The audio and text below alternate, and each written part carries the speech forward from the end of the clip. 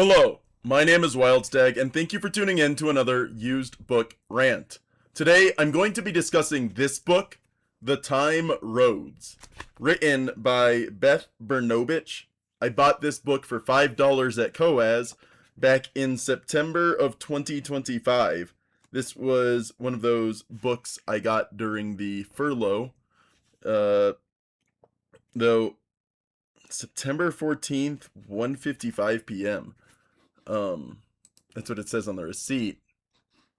It would have been a Sunday, and I don't recall going down there for any Sundays, but evidently I did because that's what the time stamp on the receipt says. Let me just show this art again. That's the cover art by Dominic Saponaro. This is copyright 2014. It's a tour book, and though it is not a debut novel, it really feels like it is. And I'm not saying that in a pejorative way, it's just that it doesn't feel like an experienced or established author writing, but it does have an interesting premise. And the premise is one of time travel. It's a very unique earthly setting, one in which Ireland, or Irie, as this book spells it, is the dominant British Isles power. I think Scotland isn't under their control, but England certainly is, and it's set in a mostly similar history, except for colonization that the British did was done for the most part by the people of Irie. And there is, I think, occasional mentions of the Americas. I forget if they were colonized in the same way, but what I do know, and that is, I know it because it's one of the main conflicts of this, is that the matter of English, Britannic independence comes up frequently in this because the British, the folk of England, do not have representation within their government because their government is from Irie. So it is a different setting, and that kind of lends itself to the plot in an interesting way, but it's also relatable because a lot of the stuff that the people of Irie did to the people of England in this book and its history is similar but not as dramatic or as cruel as the people of the UK did to Ireland in our history. And it is one of those books. I'm usually not so fond of books where the main character is a ruling queen or princess. I think a lot of those stories tend to be done in a way that is, the character is too accomplished at everything. Whereas in this, it works well because the queen isn't the main, she is the main character, but she's not the main agent of change in this story. And partly that's because the events set in motion are set in motion by the antagonists and by her lover, her consort. And the actual narrative protagonists in this book are not her. So it's 4 or 5 stories effectively within the 200 or so, almost 300 pages of content. In those 300 pages, each story is part of the queen's life, but she isn't necessarily the main character in all of them. And what that does is it creates a situation where her being good at everything isn't a highlight or a problem. It's something I really appreciate. And that's partly why I said it at times this feels like a debut novel.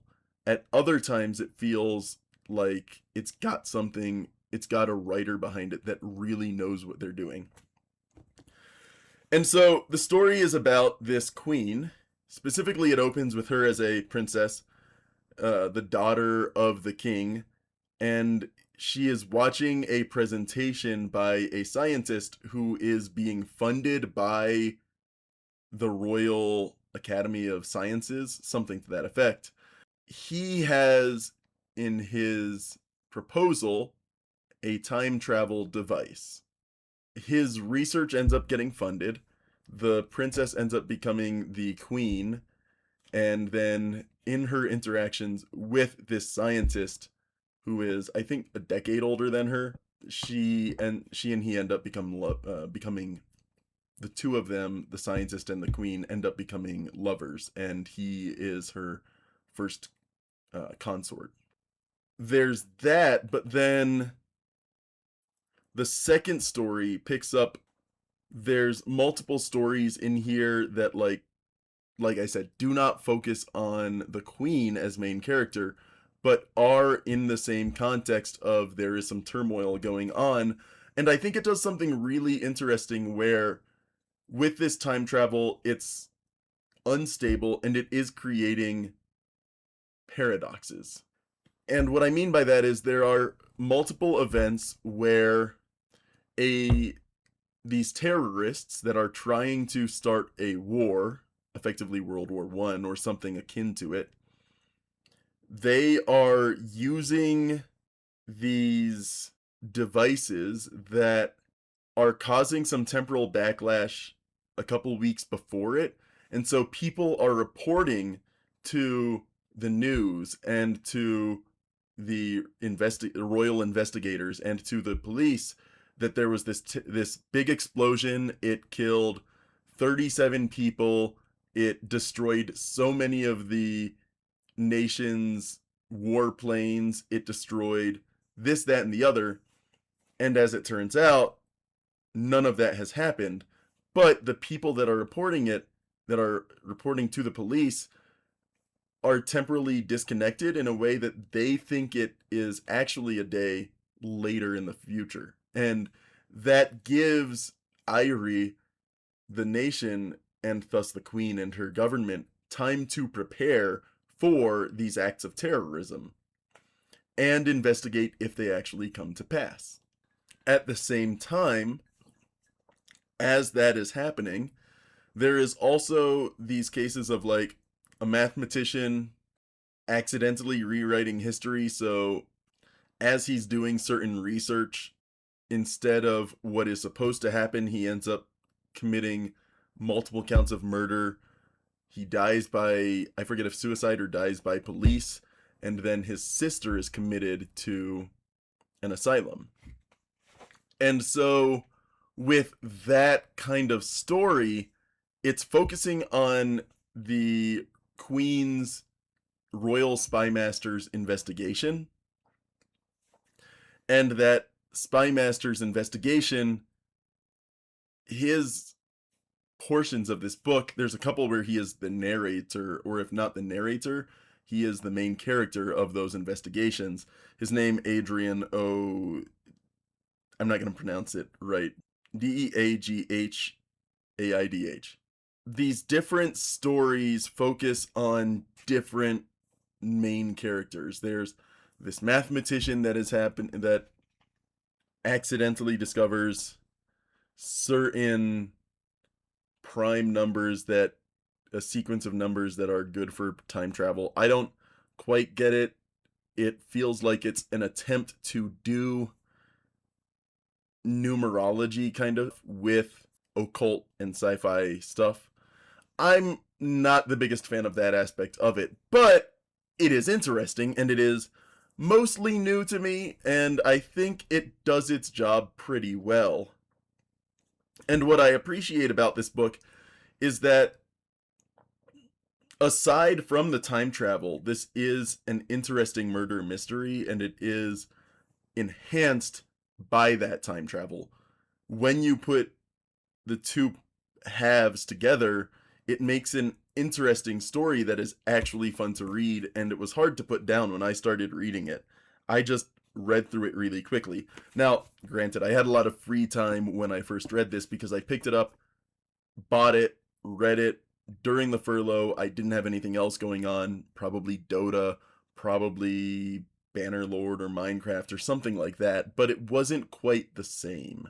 So, nowadays, I don't quite have that same amount of free time, but I am reading a lot of books when I get the chances. And one I've been really enjoying is The Master of Jin by P. Jelly Clark, um, who wrote The Black Cattail Assassins. And that was one of my favorite books of the last year. So, The Time Roads is about a dozen years old, but it was fun. I think for the cost, for the price I paid, I would pay it again. I don't think I'm going to hold on to this for long. It's not signed or anything, and it's also just not my normal cup of tea. So this is going to go back into the used book marketplace.